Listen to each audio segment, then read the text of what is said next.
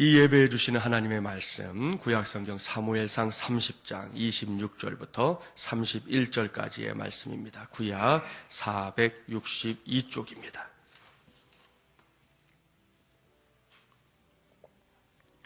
사무엘상 30장 26절부터 31절까지의 말씀, 462쪽입니다.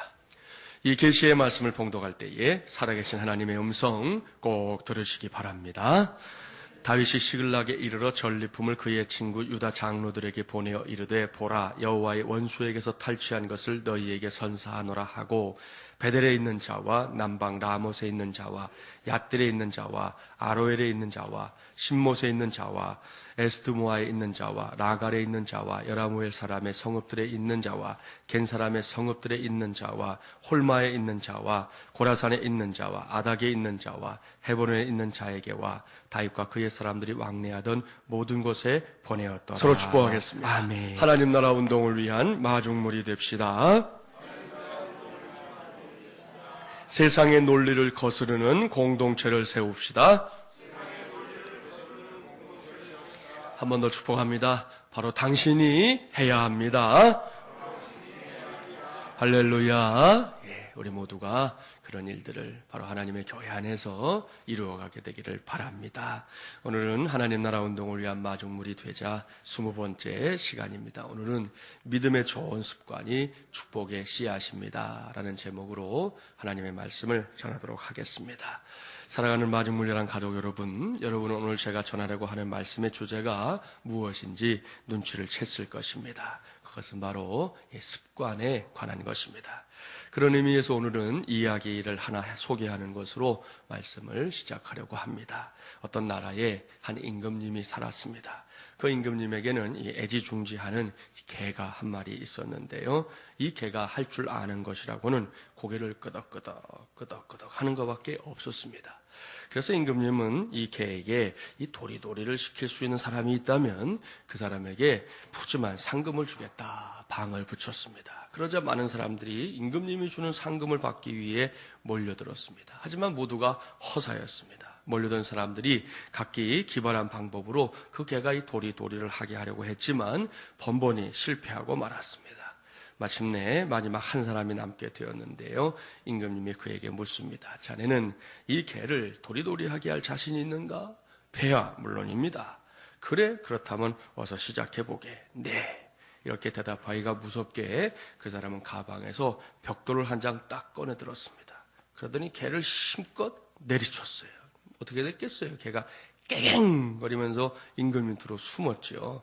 그런 다음에 그 사람이 개에게 물었습니다. 너 또 맞을래? 그랬더니 이 녀석이 알아듣고요. 도리도리 한 거예요. 드디어 끄덕일 줄만 알았던 개가 도리도리를 했지요. 그 사람은 푸짐한 상금을 받아가지고 집으로 돌아갔습니다. 그런데 이 일이 있은 뒤에 며칠이 지나자 부작용이 일어났어요. 이제는 그 개가 도리도리만 하는 거예요. 또 끄덕끄덕을 못하는 거예요. 또다시 불구자가 됐지요. 임금님이 다시 방을 붙였어요. 이 개에게 끄덕끄덕 시키는 사람이 있으면 도리도리 때보다 상금을 더 후하게 주겠다 방을 붙였습니다. 이런 방이 붙자마자 그 개를 도리도리하게 만든 그 사람이 다시 나타났어요. 그리고는 이 개에게 딱 한마디 했는데 바로 상금을 챙겨서 돌아갈 수 있게 됐어요. 이 사람이 말한 거 딱 한마디죠. 야, 너 나 알지? 그러니까 녀석이 끄덕끄덕 하더니 다시 고갯짓을 바꿔버렸다 하는 그런 이야기예요. 사랑하는 마중물이란 가족 여러분, 무슨 이야기인지 아시겠죠? 저는 이제 오늘까지 무려 20번에 걸쳐서 하나님 나라 운동을 위한 마중물이 되자라는 주제하에 하나님의 말씀을 전하고 있습니다. 그런데 지금까지 전했던 말씀도 그렇지만 오늘 전할 말씀 역시 그저 구호를 외친다고 해서 바로 그러한 삶이 사라지느냐? 아니라는 것이에요. 그렇습니다. 저와 여러분이 마음속 깊은 곳에 그렇게 되기를 간절하게 소망하는 마음을 품었다 할지라도 그 순간에 뿅 하고 저와 여러분이 하나님 나라 운동을 위한 마중물이 될 수 있는 그런 사람들로 탈바꿈하는 게 아니라는 것이지요. 진정으로 그러한 삶을 살아내려고 하면 분명한 목표를 세우고 그 목표를 이루기 위해 반드시 해야 할 일들이 많이 있는데요. 그 중에 으뜸은 저와 여러분 모두가 그 목표를 이루기 위해 믿음의 좋은 습관을 확실하게 자신의 것으로 체득해야 한다는 것입니다. 이것이 제가 오늘 말씀을 시작하면서 이 고깃집과 관련된 이야기를 해드린 이유입니다. 사랑하는 여러분, 사람의 성품은 근본적으로 이 습관의 복합체라고 말씀드릴 수 있어요. 그래서 우리가 생각의 씨앗을 뿌리면 행동의 열매를 얻게 되고, 행동의 씨앗을 뿌리면 습관의 열매를 얻는다. 습관의 씨앗은 성품을 얻게 하고, 성품은 우리의 운명을 결정짓는다라는 유명한 격언도 있습니다. 앞서 한 개에 대한 이야기를 해드렸는데요. 재미있게 만들어진 이야기이긴 하지만 동시에 습관이라는 것이 참으로 무서운 것이다 라는 생각도 하게 합니다. 한번 길들여지면 그것이 쉽게 고쳐지질 않기 때문이지요. 물론 좋은 습관이라면 굳이 고칠 필요가 없을 것입니다. 그런 습관은 더욱 잘 다듬어서 보다 많은 인생의 열매를 거두는 도구로 활용하면 좋을 것입니다. 하지만 잘못된 습관일 때에는 경우가 다릅니다. 그 잘못된 습관 때문에 생각보다 많은 것을 잃어버릴 수 있습니다. 더욱이 앞서 얘기해드린 것처럼 뭔가 물리적인 힘이 가해진다고 해서 잘못된 습관이 한순간에 좋은 습관으로 바뀌는 것도 아닙니다. 그러니 처음부터 혹은 처음부터는 아니더라도 뭔가 잘못되었구나라는 것을 깨닫는 그 순간부터라도 내 자신이 좋은 습관을 만들어갈 수 있다면 그것은 참으로 복된 일이라고 말씀드릴 수 있습니다. 그렇습니다. 습관이라는 것은 분명히 우리 인생에 있어서 이 성패를 좌우하는, 승패를 좌우하는, 믿음의 관점에서 말한다면 이 강골과 약골을 구분짓게 하는 매우 중요한 요소라고 말씀드릴 수 있습니다. 왜냐하면 습관이야말로 일관성 있게 주로 이 무의식적인 유형으로 끊임없이 또한 매일매일 우리의 성품을 나타내고 개인의 성공 혹은 실패를 결정하는데 중요한 역할을 하고 있기 때문입니다. 요즘 우리가 우주시대로 일컬어지는 세상을 살아가고 있습니다. 우리나라도 지난 2010년 6월에 미완의 성공이긴 하지만 이 나로라는 최초의 국산 우주선을 쏘아 올린 경험을 갖고 있습니다. 올해 10월 달에 3차 발사를 하겠다고 교과부가 발표를 했는데요. 아무튼 앞으로 우리나라에서도 우주 왕복선을 쏘아 올릴 날이 그리 멀지만은 않은 것 같습니다. 지금은 이렇게 익숙해진 우주여행이지만 최초의 유인 우주선인 아폴로 11호의 달 여행을 지켜본 사람들은 달에 착륙한 최초의 우주인들이 이 달 표면을 걷고 그 후에 지구로 귀환하는 것을 보면서 모두가 깜짝 놀랐습니다. 그때의 반응, 환상적이다 혹은 믿어지지 않는다 등등의 찬사만으로는 이 역사적인 사건을 묘사하는 것이 부적절할 정도였습니다. 그런데 그렇게 우주인들이 달에 도달하기 위해서는 반드시 해야 할 일이 있는 거 아시죠? 그것은 이 거대한 지구의 중력을 돌파해야만 한다는 것입니다. 그렇습니다. 만일 지구의 중력에 묶여 있다면 우주선은 절대로 우주로 날아갈 수가 없습니다. 그래서 우주선이 발사되어서 처음 몇 분간 이 몇 킬로미터를 비행하기 위해서 소모되는 에너지의 양이요, 그 후 며칠에 걸쳐 무려 80만 킬로미터를 여행하는 데 드는 에너지의 양보다 더 많다는 거예요. 지구를 빠져나가기 위해 쓰는 에너지가 그만큼 크다는 것입니다. 이게 막강한 중력의 힘이에요. 습관이라는 단어만 떠올리면 생각나는 사람 가운데 한 사람이 여러분도 잘 아시는 스티븐 콥이라는 사람이잖아요. 이분이 말하기를 우리의 습관 역시 이렇게 거대한 중력을 가지고 있다. 그렇게 말합니다. 이는 대부분의 사람들이 깨닫고 인정하고 있는 것보다 훨씬 더 큰 중력입니다. 따라서 할 일을 뒤로 미루는 것, 성급함, 상대에 대한 혹평이나 비판, 그리고 이기심, 약속하고 나서 그거 제대로 지키지 않고 그것을 상식처럼 여기는 것과 같은 이런 몸속 깊숙이 배어든 습관적인 경향을 타파하기 위해서는 그냥 되지 않는다는 거예요. 상당한 의지력과 생활상의 큰 변화가 요구되는 것인데요. 그것이 마치 이 지구의 중력을 벗어나는 것처럼 매우 힘겨운 일이라는 것입니다. 이처럼 습관이 우리의 인생에 끼치는 막대한 영향력 때문에 스티븐 코비의 이 성공하는 사람들의 7가지 습관이라는 책이 출판된 이래로 습관을 주제로 하는 책들이 서점에 얼마나 많이 지금 출판되어 있는지 모릅니다. 오늘은 바로 그런 관점에서 주신 말씀에 귀를 기울여 보기 바랍니다. 그러면 하나님 나라 운동을 위한 마중물이 되자를 소망하며 하나님을 예배하고 있는 오늘 이 시간에 저와 여러분이 진정으로 하나님께서 원하시는 그러한 그리스도의 삶을 살기 위해 꼭 관심을 갖고 주목해야 할 것이 보입니다. 그것은 바로 믿음의 좋은 습관을 잘 기르는 것입니다. 꼭 기억하십시오. 좋은 습관은 반드시 사람의 역량을 이전보다 더 확대시킬 수 있습니다. 좋은 습관은 사람의 카리스마를 결정짓기도 합니다. 또한 좋은 습관은 사람에 대한 굳센 신뢰를 품게 만듭니다. 더군다나 좋은 습관은 좋은 믿음을, 곧 큰 믿음을 세우는 기초석이 될 줄 믿습니다. 그런 의미에서 서로 축복해 주세요. 믿음의 좋은 습관을 기릅시다. 할렐루야. 자, 지금까지 전한 말씀을 전제하고 본문으로 들어가 보겠습니다. 우리는 그동안 여러 주에 걸쳐서 사무엘상 30장 말씀을 본문으로 삼아왔습니다. 이제 막바지에 다다랐는데요. 오늘로 다윗과 아말렉 사이에 벌어졌던 전쟁과 관련된 말씀이, 그러니까 사무엘상 30장 말씀이 마무리됩니다. 그동안 우리가 살펴본 대로 아말렉 족속이 먼저 다윗과 그 수하들의 거처인 시글락 성을 공격했습니다. 그것도 남자들이 전쟁터에 다 나가 있는 동안 말입니다. 이것은 누가 봐도 매우 비겁한 일입니다. 자세한 기록은 없지만 분명히 아말렉 족속은 다윗이 성을 비웠다는 사실을 알고 시글락 성에 쳐들어왔을 것입니다. 제가 이렇게 단언하는 이유가 있어요. 아말렉 족속은 일찍이 모세 시대에도 동일한 일을 저질렀던 전력을 갖고 있기 때문입니다. 자, 출애굽기 한번 찾아볼까요? 출애굽기 17장 8절부터 12절까지의 말씀이에요. 구약 108쪽. 출애굽기 17장 8절부터 12절입니다. 구약 108쪽입니다. 우리가 아말렉 족속을 계속 만나왔으니까요. 관심을 가지고 이 말씀을 보시면 좋겠어요. 8절부터 12절 함께 봉독합니다.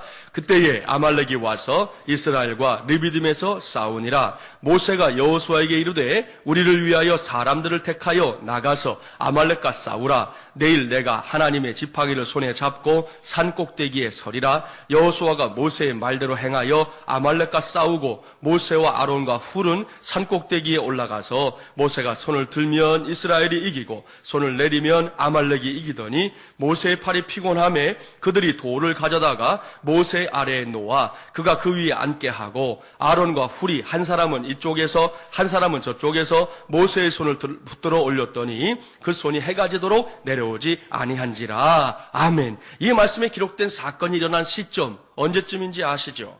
이스라엘 백성들이 애굽에서 무려 430년 동안 고통스러운 종살이를 하다가 애굽을 빠져나온 지 얼마 되지 않은 시점입니다.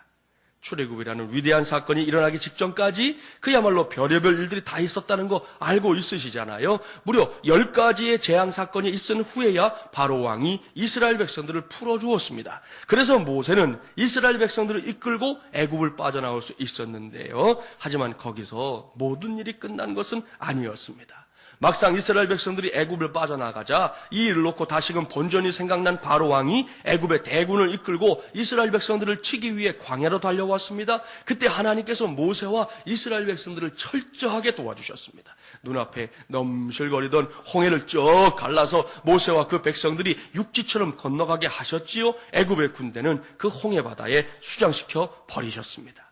이스라엘 백성들이 이렇게 갖은 우여곡절을 굽이굽이 넘어서 마침내 하나님의 산인 시내산을 향해 길을 재촉하고 있는 중이었습니다. 아마도 안도의 한숨을 내쉬었을 것입니다. 그렇게 이제 막 내일을 향한 기대감으로 가득 차 있을 바로 그 시점이었습니다. 이번에는 아말렉 족속이 모세와 이스라엘 백성들을 치기 위해 르비딤에서 싸움을 걸어온 것입니다. 이때에 아말렉 족속은 생각했을 것입니다. 애굽에서 빠져나온 저 이스라엘 백성들이 뭔가를 갖추기 전에 해치우는 것이 상책이다라고 말입니다. 그래서 일으킨 전쟁이었습니다. 그러나 이러한 아말렉 족속의 생각은 여지없이 무너지고 말았습니다. 나름대로는 계산을 한 거예요. 지금은 오합지졸일 거야. 지금 공격하면 우리가 승리하고 말 거야. 그렇게 생각했지만 그들의 계산대로 일이 돌아가지 않았습니다. 당시에 모세는 여호수아를 선봉장으로 삼았지요. 르비딤 전투에 참석합니다. 자신은 산 위에 올라가서 하나님께 손을 들고 간절하게 기도했습니다. 그때 아론과 훌이 전쟁이 끝날 때까지 모세의 양손을 함께 들어주었고 그 기도 가운데 승리했던 거 아시지요? 모세와 이스라엘 백성들을 얕잡아보고 한번 어떻게 해보려고 했던 아말렉 족속은 이 전쟁에서 완전히 패퇴했습니다. 모세와 이스라엘 백성들의 완벽한 승리였습니다. 이때 모세가 제단을 쌓고 하나님께 감사하면서 그 제단에 이름을 붙였잖아요. 여러분도 잘 아시는 여호와 니시. 여호와는 나의 승리의 깃발이라는 뜻이지요. 할렐루야. 서로 축복하겠습니다. 하나님은 당신의 승리의 깃발입니다. 참 든든하시겠습니다. 할렐루야. 자, 여기까지가 역사적인 기록이지요. 이러한 역사적인 기록에 기초해서 지난 몇 주 동안 만나봤었던 아말렉 족속을 한번 생각해 보십시오. 아말렉 족속이 매우 잘못된 습관에 길들여진 사람들이라는 사실을 발견할 수 있습니다.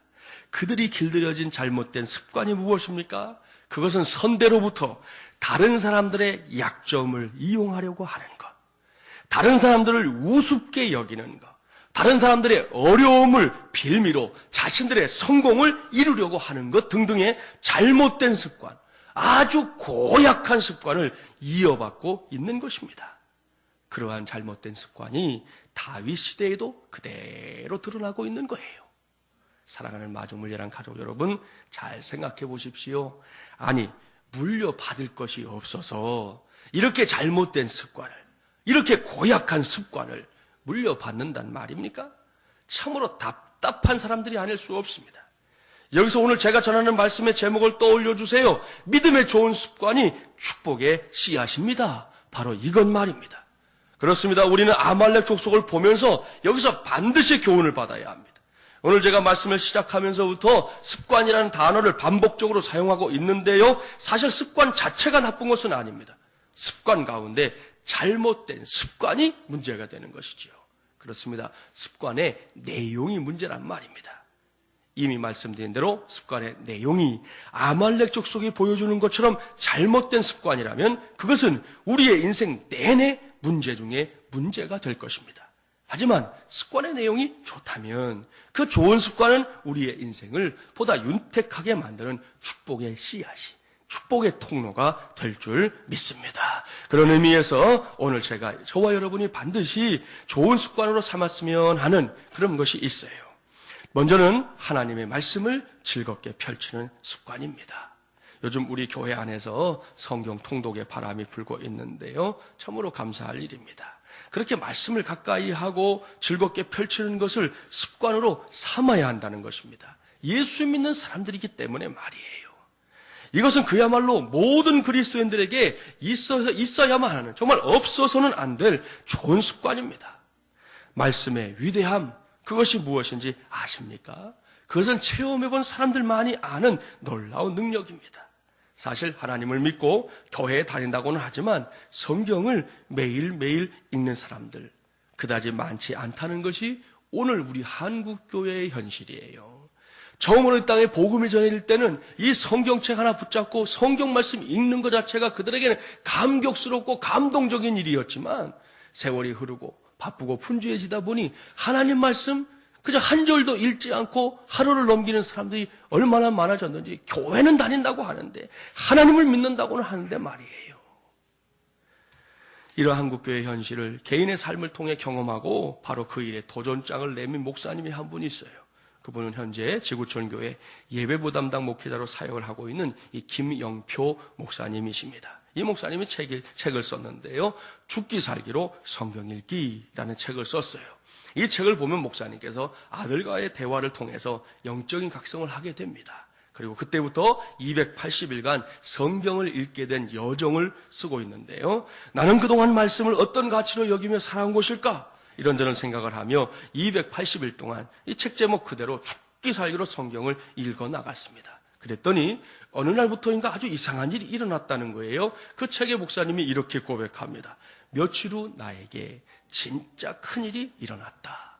마음이 설레고 심장이 두근거리고 얼굴에는 마냥 미소가 가득했다. 진정한 애인이 생긴 것이다.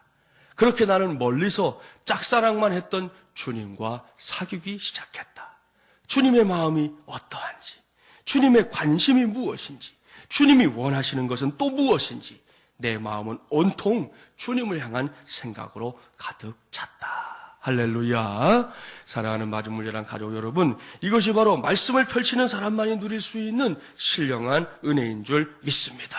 이렇게 하나님의 말씀으로 인해 은혜를 누리는 중에 강단에서 선포되는 하나님의 말씀에 귀를 기울여 보십시오. 이전에는 누리지 못했던 놀라운 은혜를 체험하게 될 줄 믿습니다. 물론 설교자의 입장에서 이런 말씀을 드리기가 매우 조심스러워요. 설교를 하나님의 말씀으로 선포한다는 것이 설교자에게 얼마나 묵직한 부담이 되는지 모릅니다.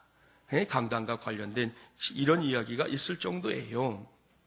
신학교를 갓 졸업한 어떤 목사님이 목사 안수를 받고 이제 처음으로 강단에 서서 설교를 하게 되었습니다. 목사님이 큰 기대감을 가지고 설교 준비를 잘해서 이제 원고도 안 보고 멋있게 설교를 해야지 생각을 하고 이제 설교를 시작했습니다. 그런데 너무 흥분한 나머지 설교의 초반을 좀 이상하게 시작했어요.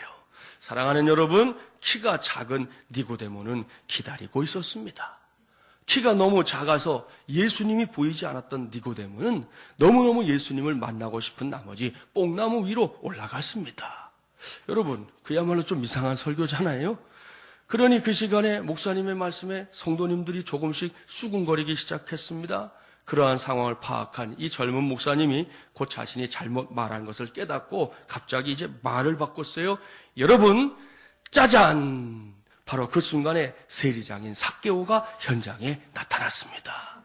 그는 뽕나무에 올라가 있는 니고데모를 향해서 이렇게 말했습니다. 니고데모야, 내가 올라갈 자리에 네가 왜 올라가 있니? 빨리 내려와라. 그리고 그는 그 뽕나무 위에서 예수님을 만났습니다. 그런 다음에 그는 자기 집에 예수님을 모셨습니다. 이런 과정을 통해 삭개오는 하나님의 구원을 체험했습니다. 그는 너무나 감격한 나머지 자기의 평생을 걸고 예수님을 섬겼고 예수님을 쫓아갔습니다. 그러나 뽕나무에서 내려온 니고데모는 어떻게 되었는지 잘 모르겠습니다. 설교 끝. 여러분, 기가 막힐 노릇이잖아요. 무슨 이야기인지 아시겠죠? 명색이 하나님의 말씀을 전한다고 하는 설교자가 이렇게 해서야 되겠습니까? 물론 사람이니까 부득불 연약함을 갖고 있는 사람이기 때문에 어쩌다가 실수를 할 수 있지요. 그리고 이 이야기 나오는 목사님의 경우는 그래도 애교로 봐줄 수 있을 거예요. 하지만 이와 같은 일들이 늘 반복된다든지 혹은 설교자가 하나님의 말씀이라는 이유를 내세워 제멋대로 성경을 해석하고 함부로 설교를 한다고 하면 그것은 더 이상 하나님의 말씀이 될 수 없는 것입니다. 이런 점에서 설교자는 먼저 설교를 하나님의 말씀이 선포되는 시간이 될 수 있도록 최선을 다해 준비해야 할 것입니다. 그러나 그것만으로도 안 되는 거 아시죠? 설교를 하나님의 말씀으로 듣는 회중들도 마찬가지입니다. 설교자가 진정으로 믿음으로 준비된 설교를 할 때의 회중들은 그 설교를 하나님의 말씀으로 100% 받아들여야만 하는 것입니다. 그래야만 그 말씀이 내 말씀이 되는 것이죠. 나를 살리는 말씀이 됩니다. 나를 능력 있게 만드는 말씀이 되는 것입니다. 아무쪼록 우리 마중물려람 교회 안에서는 설교자와 회중들이 하나님의 말씀을 하나님의 말씀으로 전하고 받는 놀라운 역사가 왕성하게 일어나게 되기를 주님의 이름으로 축복합니다. 이것이 우리가 제일 먼저 가져야 할 믿음의 좋은 습관이란 말씀이에요. 다음으로 우리가 가져야 할 믿음의 좋은 습관은 뭐니 해도 기도함에 힘쓰는 습관입니다. 그렇습니다. 이번 특세에 이 말씀을 꼭 적용하기를 바랍니다. 이번 기회를 통해 우리 모두가 새벽을 습관화하는 일을 꼭 해낼 수 있기를 간절히 바랍니다. 새로운 습관을 가지게 되는데 걸리는 시간이 있다고 그래요. 물론 사람에 따라 크게 다르지만 학자들이 새로운 습관을 길들이는데 필요한 시간으로 과학적으로 정한 시간이 얼마냐면 21일이에요. 3주. 21일 동안 같은 것을 계속해서 반복하면 그것이 자기의 습관으로 길들여진다. 이게 이제 과학적으로 말씀드리는 것입니다. 그럼 따져볼까요? 어제까지 우리 교회는 16일째 특세를 진행했습니다. 이제 조금만 더 달리면 되는 거예요. 그렇죠? 네. 이번 주 중에 우리는 습관을 위해 제시된 과학적인 시간인 21일을 지나게 될 것입니다. 그러니까 아무쪼록 특세만 끝나봐라. 이런 마음 먹지 마세요. 내가 이놈의 특세만 끝나봐라. 이런 마음 먹지 마시고 이번 특세를 통해 새벽을 깨우며 기도하는 아주 좋은 믿음의 습관을 기꺼이 자신의 것으로 삼을 수 있는 저와 여러분이 되기를 간절히 바랍니다. 지난번에 우리 강 목사님 설교할 때 한번 그 명성교회 얘기를 하셨는데, 여러분 명성교회가 한국교회에서 사실 새벽을 가장 잘 깨우는 교회예요. 전 세계적으로도 알려져 있어요. 얼마 전에 이 새벽 기도에 대한 이 컨퍼런스가 열릴 정도로 그 교회는 하여튼 새벽을 열심히 깨우는데, 성도들이 다른 것은 몰라도요, 하여튼 이 새벽 기도는 죽자사자 하는 거예요. 왜냐하면 그 기도를 통해서 누린 은혜들이 너무 많거든요. 자기들이 누렸던 복이 너무 많거든요. 놓칠 수 없는 거예요. 그래서 그 교회는 인근에 집이 잘 나지도 않지만 집이 나면 제일 먼저 달려드는 사람들이 바로 명성교회 교인들이라는 거죠. 가까이 있어야 새벽을 깨우기가 좋으니까.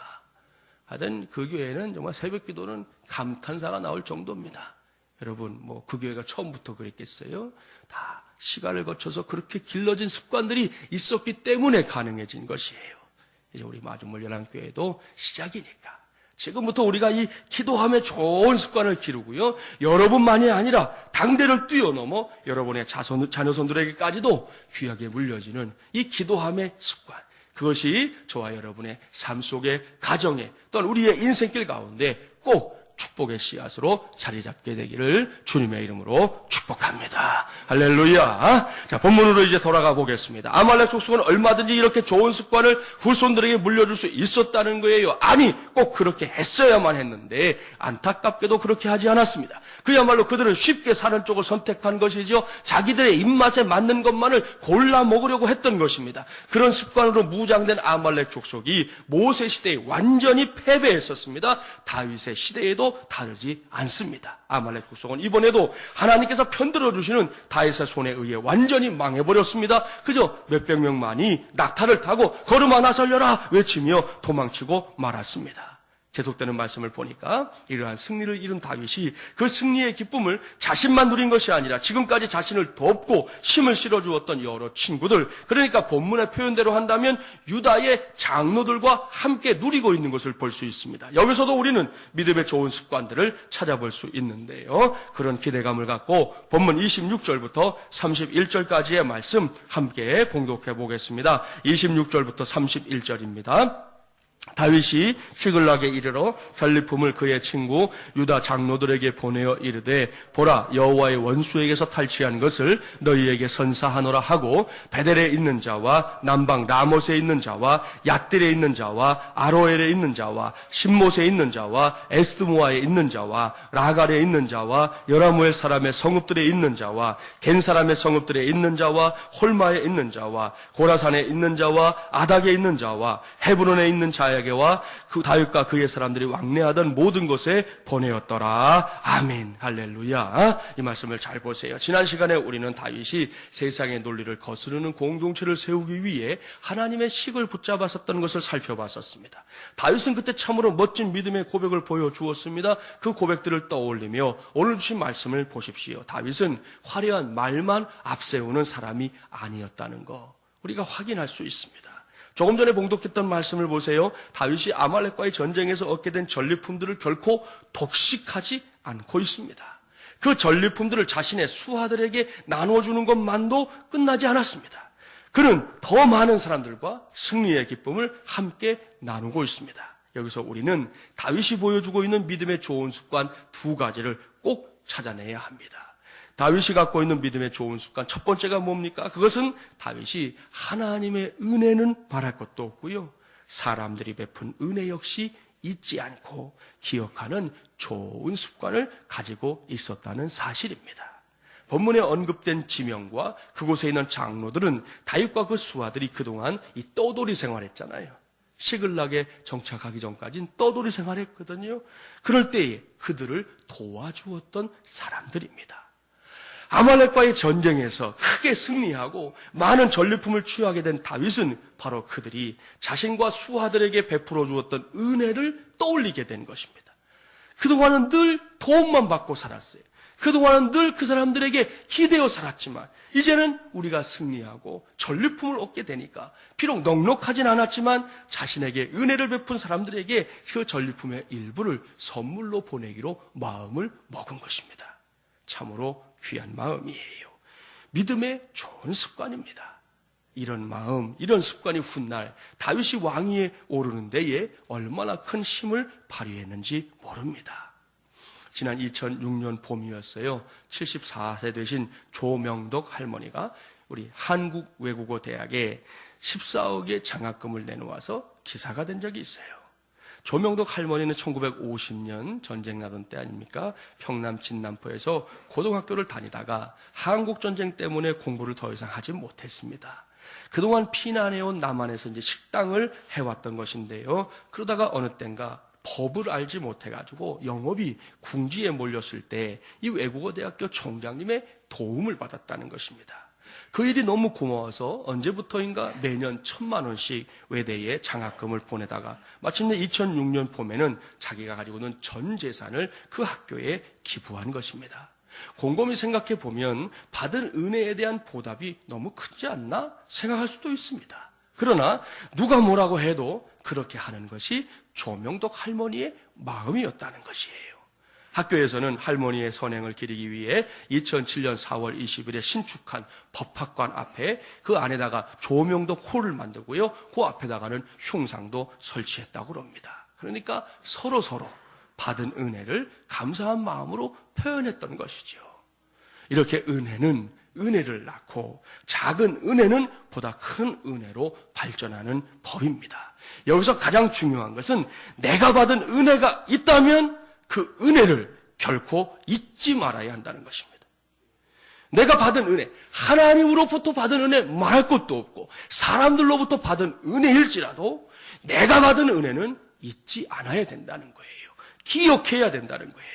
그렇습니다. 그렇게 사는 것이 바로 저와 여러분이 붙잡아야 할 믿음의 좋은 습관 중에 하나입니다. 이를 위해 신약의 황금률인 마태복음 7장 12절 말씀을 평소에도 꼭 언제나 기억하며 사시기를 바랍니다. 그러므로 무엇이든지 남에게 대접을 받고자 하는 대로 너희도 남을 대접하라. 이것이 율법이요 선지자니라. 아멘.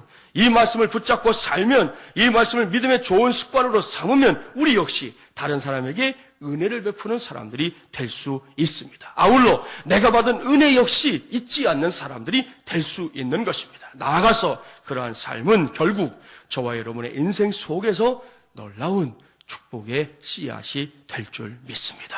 이를 기억하고 하나님의 은혜는 물론이고 사람들에게서 받은 은혜 역시 잊지 않고 살아가는 믿음의 좋은 습관을 자신의 것으로 삼는 저와 여러분이 되시기를 주님의 이름으로 축복합니다.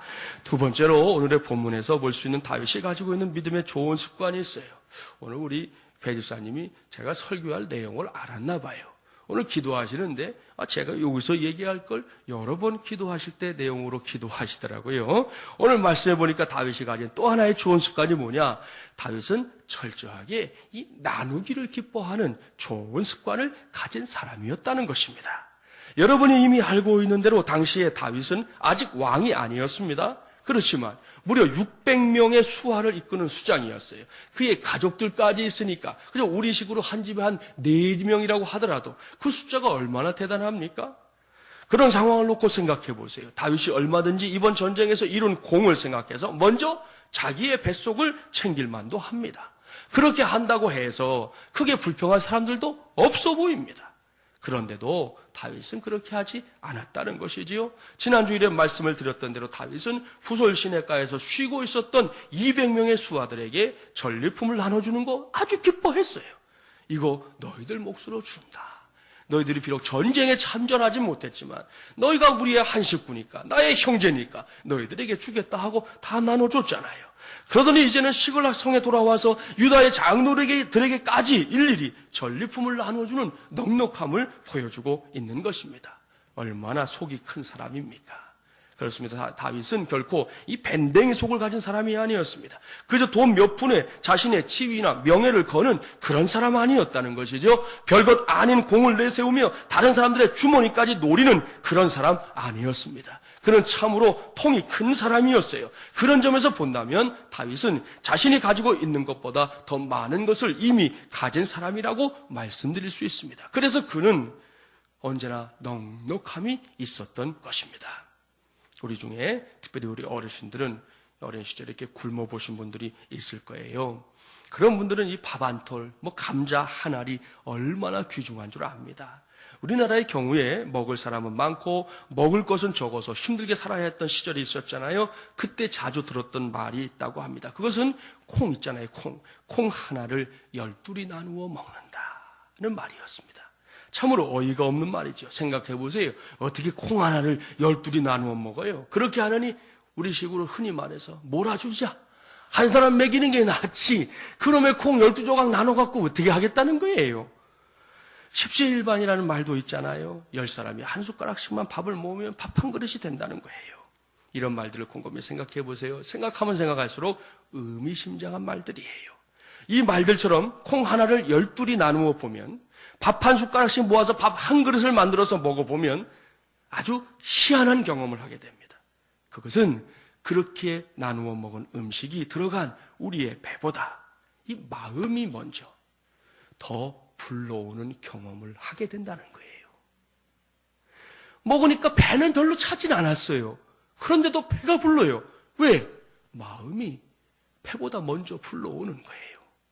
그 맛이 어떤 맛인지는 해본 사람만 아는 거예요. 그래서 나누는 삶에는 마음의 넉넉함이 늘 배어나는 법입니다. 반대로 자기 혼자만 먹으려고 해보십시오. 이번에도 이상한 일이 일어납니다. 그것은 먹어도 배부르지 않는 아주 이상한 일이 벌어집니다. 먹으면 먹을수록 더 옹색해진다는 말씀이에요. 이것은 그저 먹는 것에만 해당되는 이야기가 아닙니다. 사람이 소유할 수 있는 모든 것에 적용되는 원리입니다. 사람들은 자꾸만 무엇인가를 자기 안에 쌓아놓고 누리려고 하지만 그리하면 그리할수록 더 모자람을 느끼고 불안해지는 것을 볼 수 있습니다. 그도 그럴 것이 각종 많은 사람들이 자기가 소유한 것들을 지키려고 경비업체들을 활용하는데요. 요즘은 그런 경비업체들을 비웃기라도 하듯 그저 몇십 초 만에 물건을 털어서 달아나는 일들이 자주 발생하고 있습니다. 사이렌을 울리면서 쏜살같이 달려왔지만 이미 사업장은 다 털렸어요. 주인들이 망연자실해하는 거 뉴스에서 자주 보시지 않습니까?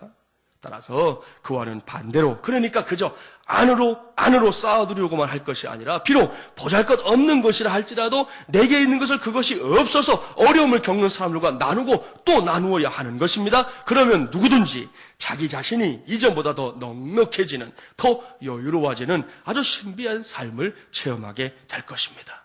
우리 교회가 지난 연말에 이미 그런 경험했잖아요. 성탄절 사역을 기억하시죠? 우리 교회가 개척하고 나서 처음으로 맞이한 성탄절 말입니다. 그날 우리 교회는 구제헌금으로 쌀을 사서 성탄절 당일에 도움이 필요한 우리의 이웃들을 찾아가서 직접 전달했습니다. 마중물 연합교회에서 왔다는 말도 일치하지 않고 말입니다. 당일에 이 사역에 동참했던 모든 분들이 행복했습니다. 비록 적은 것이지만 그것을 나눌 때에 넉넉해지는 것을, 그러한 나눔의 기쁨을, 나눌 때의 여유로움을 직접 맛본 것이죠. 남자 집사님 한 분이 다녀오시더니 제게 말씀하셨어요. 목사님, 처음으로 성탄절에 이런 일 해봤습니다. 그런데 너무 좋습니다. 힘이 납니다. 그렇게 말씀하시더라고요. 올해도 우리는 그러한 나눔의 사역을 감당할 것입니다. 특별히 올해 우리 부활절, 절기연금 10분의 1 우리 외부에 쓰잖아요. 올해 이제 4월 달에 부활절인데 부활절 헌금 10분의 1은 우리 국제기아대책기구를 통해서 이 부활절에 모으는 헌금은 북한의 아이들에게 들어간다고 그래요. 지금도 나진을 통해서 이 국제기아대책기구에서 매일같이 빵 5,000개가 북한으로 들어가고 있다고 하는데요. 그 일에 이번 우리 부활절 헌금을 써야 되겠다. 그런 생각을 하고 있어요. 여러분 기대하십시오. 그리고 동참하십시오.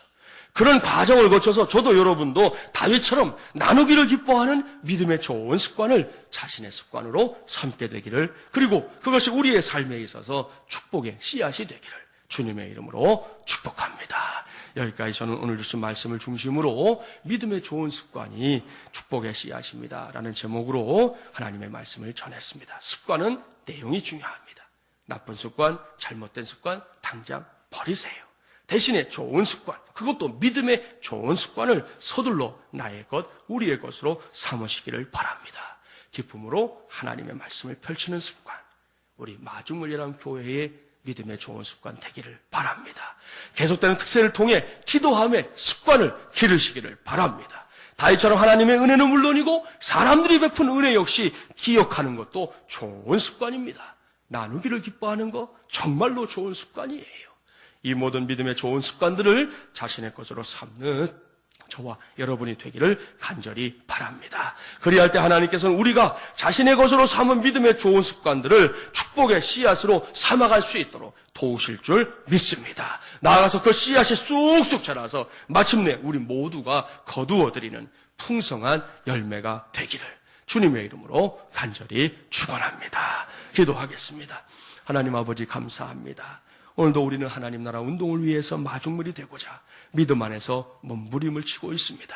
특별히 오늘 주신 말씀 기억하게 하시되 하나님 아버지 그렇습니다. 믿음의 좋은 습관이 축복의 씨앗이 된다는 거 우리가 잊지 않게 하여 주시옵시고 오늘 주신 말씀처럼 아말렉 사람들처럼 잘못된 습관을 당대는 물론이고 후대에까지 전하는 어리석은 일 우리 성도들의 삶 속에서는 결단코 없게 하여 주시옵시고 우리가 하나님의 말씀을 기쁨으로 펼치는 습관 기르게 하시고 기도함의 습관 이번 특세를 통해서 반드시 길러내게 하여 주시옵시고 다윗처럼 하나님의 은혜는 물론이고 사람들이 베푸는 은혜도 기억할 줄 아는 습관이 우리의 것 되게 하여 주시옵소서. 나아가서 나누기를 기뻐하는 습관도 우리 모두가 기르게 하여 주시옵소서.